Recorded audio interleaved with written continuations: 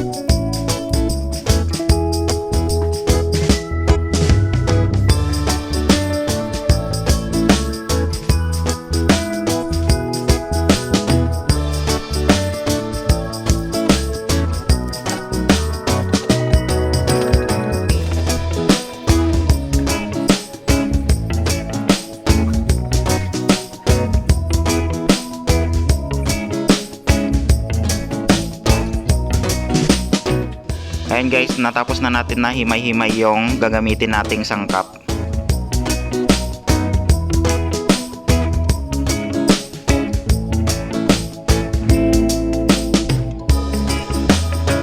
Huhugasan na natin lahat mga kabiyahero habang nagpapakulo tayo ng gagamitin nating tubig.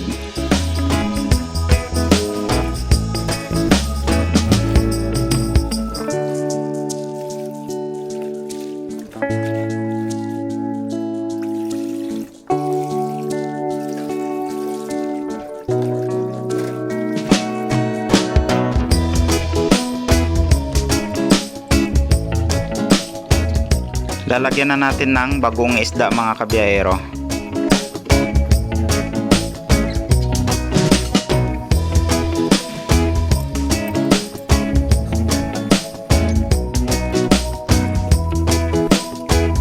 Titimplahin na natin siya mga kabiyahero. Maglalagay tayo ng pampalasa natin.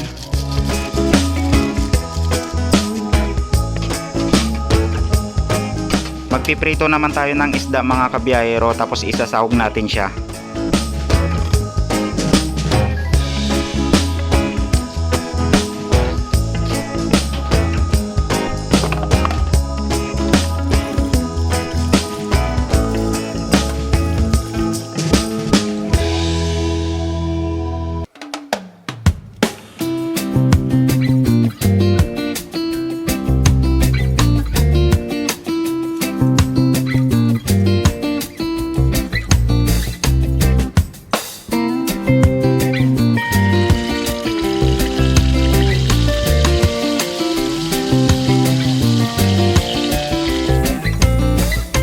Unahin muna natin na ilagay yung ating kabuti mga kabiyahero.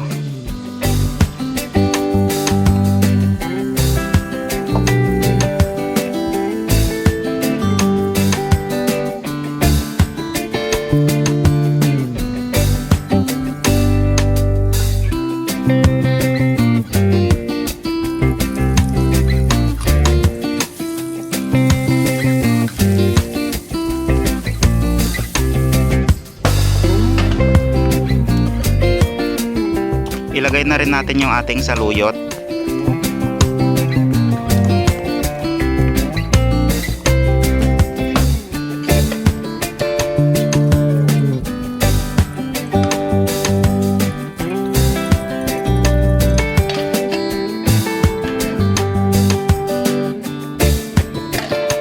Isunod naman natin yung ating patola.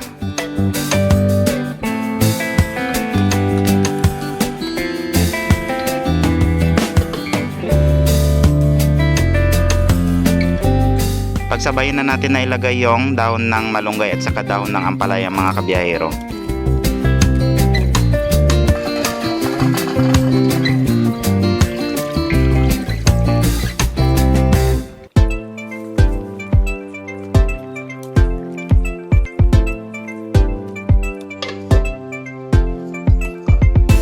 Ilalagay na natin yung ating sahog na pritong isda.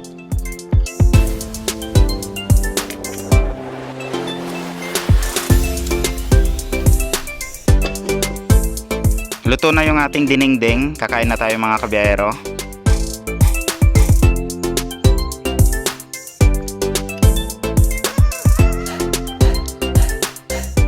Kung hangover ka, siguradong tanggal kapag ganito ang ulam natin mga kabiyahero.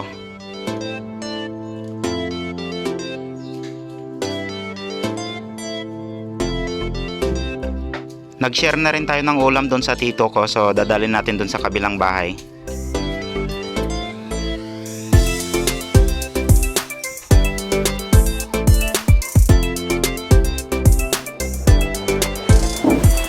So tara guys, kain tayo. Mapapalaban na naman tayo dito mga kabiyahero. Ang sarap ng ulam natin. So tara, let's go.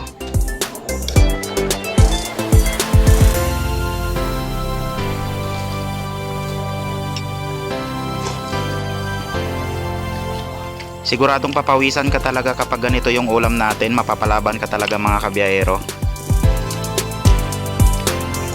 Hanggang dito na lang yung video natin. Kapag nagustuhan nyo mga kabiyahero yung ating mga biyahe, huwag nyo pong kalimutang i-subscribe ang ating YouTube channel at paklik na rin ang ating notification bell para lagi kayong updated sa mga bagong video natin. At saka huwag nyo rin pong kalimutang i-follow ang ating Facebook page. So maraming salamat, ingat kayong lahat, and God bless sa ating lahat mga kabiyahero. Bye bye!